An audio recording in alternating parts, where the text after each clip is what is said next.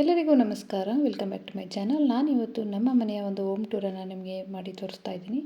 ಈ home tour ನಿಮಗೇನಾದರೂ ಇಷ್ಟ ಆದರೆ ದಯವಿಟ್ಟು ಒಂದು ಲೈಕ್ ಮಾಡಿ, ಹಾಗೆ ನನ್ನ ಚಾನಲನ್ನು ಸಬ್ಸ್ಕ್ರೈಬ್ ಮಾಡ್ಕೊಂಡು ನೋಡಿ. ಬನ್ನಿ ಇವಾಗ ನೋಡೋಣ. ಇದು ಮನೆಯ ಎಂಟ್ರೆನ್ಸ್ ಆಗಿರುತ್ತೆ ನೋಡಿ. ಮನೆ ಈಚೆ ಕಡೆ ಈ ರೀತಿಯಾಗಿ ಕಾಣಿಸುತ್ತೆ. ಈಗ ಒಳಗಡೆ ಹೋಗೋಣ ಬನ್ನಿ. ಇದು ಮೇನ್ ಗೇಟು. ಈ ರೀತಿ ಸುತ್ತ ಮನೆ ಸುತ್ತ ಕಾಂಪೌಂಡನ್ನು ಮಾಡಿಸಿ ಇಲ್ಲಿ ಗೇಟನ್ನು ಮಾಡ್ಕೊಂಡಿದ್ದೀವಿ. ಡಬಲ್ ಬೆಡ್ರೂಮ್ನ ಮನೆ ಅಂತಲೇ ಹೇಳ್ಬೋದು. 2 BHK. ಇಲ್ಲಿ ಸ್ವಲ್ಪ ಸ್ಪೇಸ್ ಇರೋದ್ರಿಂದ ಇಲ್ಲಿ ಸೌದೆ ಒಲೆ ಏನು ಬರುತ್ತೆ ಸ್ನಾನಕ್ಕೆ ನೀರನ್ನು ಕಾಯಿಸ್ಕೊಳ್ಳೋದಕ್ಕೆ ಅಂತೇಳಿ ಇಲ್ಲಿ ಮಾಡ್ಕೊಂಡಿದ್ದೀವಿ ಒಲೆಯನ್ನು ಈಚೆ. ಇಲ್ಲಿ ಹೀಗೆ ಮುಂದೆ ಬಂದರೆ ಇಲ್ಲಿ ಮೇಲ್ಗಡೆ ಹೋಗೋದಕ್ಕೆ ಮೆಟ್ಲು ಏನು ಬರುತ್ತೆ, ಆ ಸ್ಟೇರ್ ಕೇಸ್ನ ಕೆಳಗಡೆ ಇಲ್ಲಿ ಒಂದು ಸ್ಲಿಪ್ಪರ್ ಸ್ಟ್ಯಾಂಡನ್ನು ಇಟ್ಕೊಂಡಿದ್ದೀವಿ. ಸ್ಲಿಪ್ಪರ್ಗಳನ್ನು ಈ ರೀತಿಯಾಗಿ ಒಂದು ಸ್ಲಿಪ್ಪರ್ ಸ್ಟ್ಯಾಂಡನ್ನು ಇಟ್ಟು ಜೋಡಿಸ್ಕೊಂಡಿದ್ದೀವಿ. ಹಾಗೆ ಇಲ್ಲಿ ಬೈಕ್ಗಳನ್ನು ನಿಲ್ಲಿಸ್ಕೊಳ್ಳೋದಕ್ಕೆ ಸ್ವಲ್ಪ ಜಾಗ ಕೂಡ ಇದೆ. ಹಾಗೆ ಇಲ್ಲಿ ಸ್ವಲ್ಪ ಗಿಡಗಳನ್ನು ಆದಷ್ಟು ಸ್ವಲ್ಪ ಗ್ರೀನರಿ ಆಗಿರಲಿ ಅಂತೇಳಿ ಎಷ್ಟು ಗಿಡಗಳಾಗುತ್ತೋ ಅಷ್ಟನ್ನು ಬೆಳೆಸೋದಕ್ಕೆ ಟ್ರೈ ಮಾಡಿದ್ದೀನಿ ನೋಡಿ. ಪಾಟ್ಗಳನ್ನು ಕೂಡ ನಾವೇ ಮನೆಯಲ್ಲಿ ಕೂಡ ಮಾಡ್ಕೊಳ್ಬೋದು ಸಿಮೆಂಟಿಂದ. ಆ ರೀತಿ ಕೆಲವು ಪಾಟ್ಗಳನ್ನು ಕೂಡ ಮಾಡಿದ್ದೀನಿ. ಹಾಗೆ ಇಲ್ಲಿ ತುಳಸಿ ಕಟ್ಟೆಯನ್ನು ಇಟ್ಕೊಂಡಿದ್ದೀನಿ. ಒಂದೆರಡು ತುಳಸಿ ಗಿಡವನ್ನು ಹಾಕಿದ್ದೀನಿ. ಇದು ಮೇಲ್ಗಡೆ ಹೋಗೋದಕ್ಕೆ ಮೆಟ್ಟಿಲುಗಳು. ಈ ಮೆಟ್ಟಿಲು ಮೇಲ್ಗಡೆನೂ ಕೂಡ ಸ್ವಲ್ಪ ಪಾಟ್ಗಳನ್ನು ಇಟ್ಟು ಗಿಡಗಳನ್ನು ಹಾಕ್ಕೊಂಡಿದ್ದೀನಿ.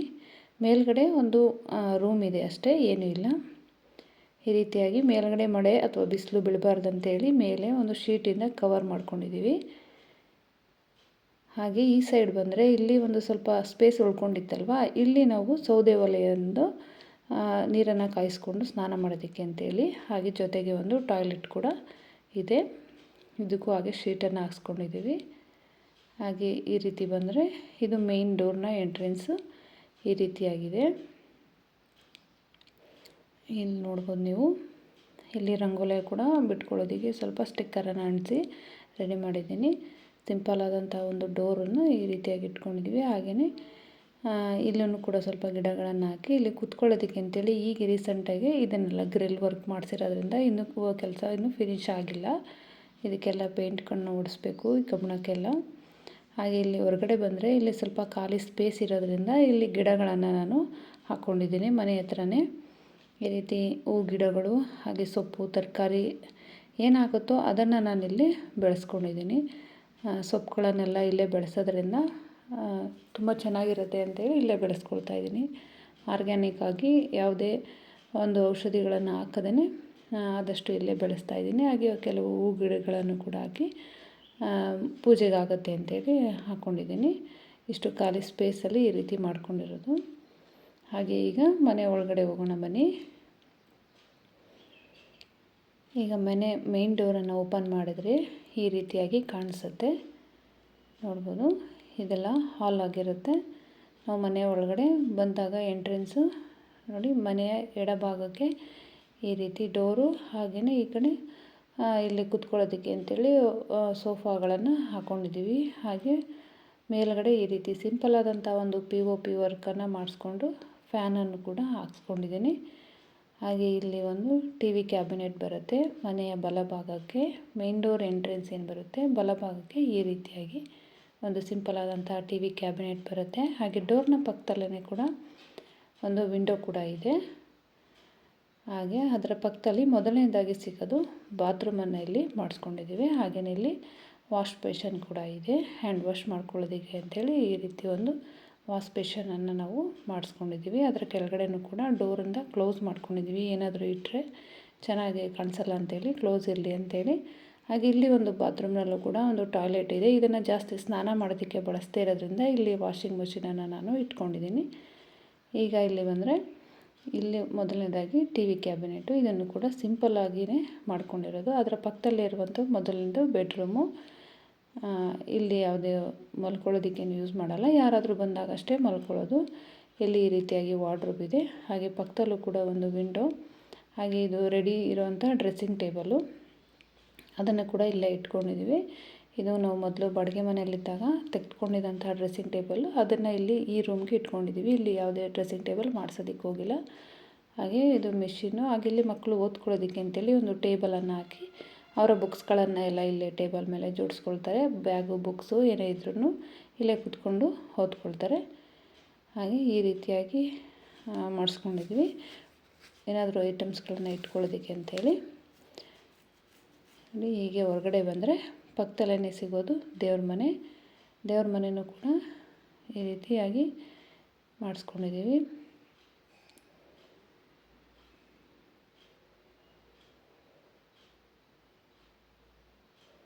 ನಮ್ಮ ಮನೆಯ ದೇವರು ಬಸವೇಶ್ವರ ಆಗಿರೋದ್ರಿಂದ ಅಲ್ಲಿ ಒಂದು ಬಸವೇಶ್ವರದ ಒಂದು ಫೋಟೋವನ್ನು ಹಾಕ್ಸ್ಕೊಂಡು ಟೈಲ್ಸ್ನಲ್ಲೇ ಈ ರೀತಿ ದೇವ್ರ ಮನೆ ಇದೆ.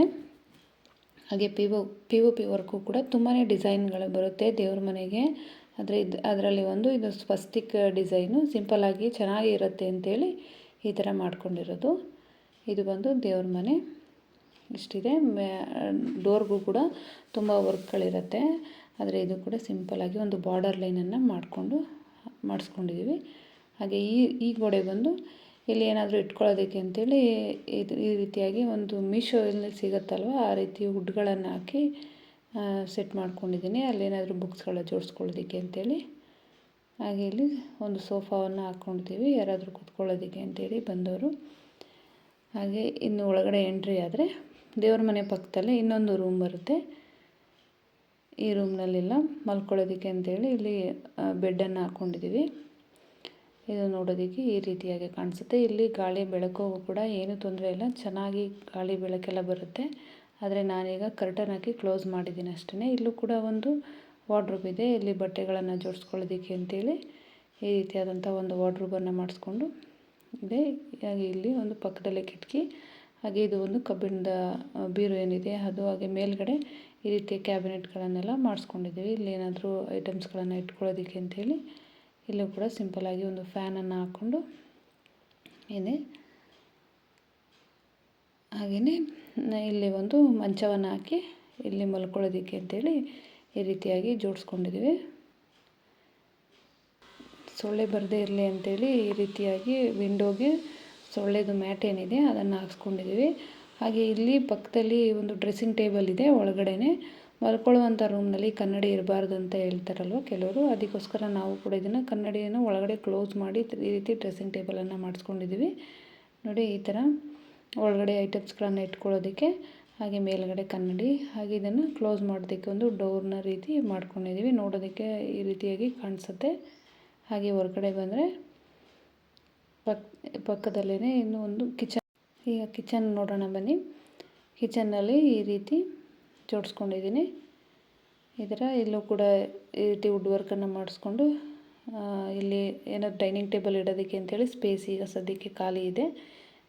ಡೈನಿಂಗ್ ಟೇಬಲ್ ತಂದಮೇಲೆ ಇಲ್ಲಿ ಇಟ್ಕೊಳ್ಳೋಣ ಅಂಥೇಳಿ ಮೇಲ್ಗಡೆ ಈ ರೀತಿ ಗ್ರೀನ್ ಆ್ಯಂಡ್ ವೈಟ್ ಕಲರ್ಸಿಂದ ಈ ರೀತಿ ಮಾಡಿಸ್ಕೊಂಡಿದ್ದೀವಿ ಕಬೋರ್ಡ್ಗಳನ್ನು. ಹಾಗೆ ಇಲ್ಲಿ ಬಾಕ್ಸ್ಗಳನ್ನು ಜೋಡಿಸ್ಕೊಳ್ಳೋದಕ್ಕೆ ಅಂಥೇಳಿ ಈ ಥರ ಮಾಡಿಸ್ಕೊಂಡಿದ್ದೀವಿ. ಹಾಗೆ ಇಲ್ಲಿ ಫ್ರಿಡ್ಜನ್ನು ಇಟ್ಕೊಂಡು, ಹಾಗೆ ಸೆಲ್ಫ್ ಮೇಲೆ ಈ ರೀತಿ ಪಾತ್ರೆಯನ್ನು ತೊಳೆದು ಇಟ್ಕೊಳ್ಳೋದಕ್ಕೆ ಅಂಥೇಳಿ ಎಕ್ಸ್ಟ್ರಾ ಸ್ಪೇಸನ್ನು ಬಿಟ್ಟು ಅನಂತರ ಸಿಂಕನ್ನು ಮಾಡಿಸ್ಕೊಂಡಿದ್ದೀವಿ. ಹಾಗೆ ಇಲ್ಲೂ ಕೂಡ ವಿಂಡೋ ಇದೆ, ಇಲ್ಲೂ ಕೂಡ ಗಾಳಿ ಬೆಳಕೆಲ್ಲ ತುಂಬ ಚೆನ್ನಾಗಿ ಬೀಸುತ್ತೆ. ಹಾಗೆ ಸಿಂಕು ಕೂಡ ಇದು ಫೈಬರ್ನ ಸಿಂಕನ್ನು ಹಾಕ್ಸ್ಕೊಂಡಿರೋದು, ಕಲ್ಲಿಂದ ಏನು ಹಾಕ್ಸ್ಕೊಂಡಿಲ್ಲ. ಈ ರೀತಿಯಾಗಿ ಜೋಡಿಸ್ಕೊಂಡಿದ್ದೀನಿ ಕಿಚನ್ನಲ್ಲಿ. ಇದಿಷ್ಟು ಕಿಚನ್ನ ಒಂದು ಆರ್ಗನೈಸ್ ಮಾಡ್ಕೊಂಡಿರೋದು. ಈ ರೀತಿ ಸಿಂಪಲ್ ಆದಂತಹ ಹೋಮ್ ಟೂರನ್ನು ನೋಡಿದ್ರಲ್ಲ.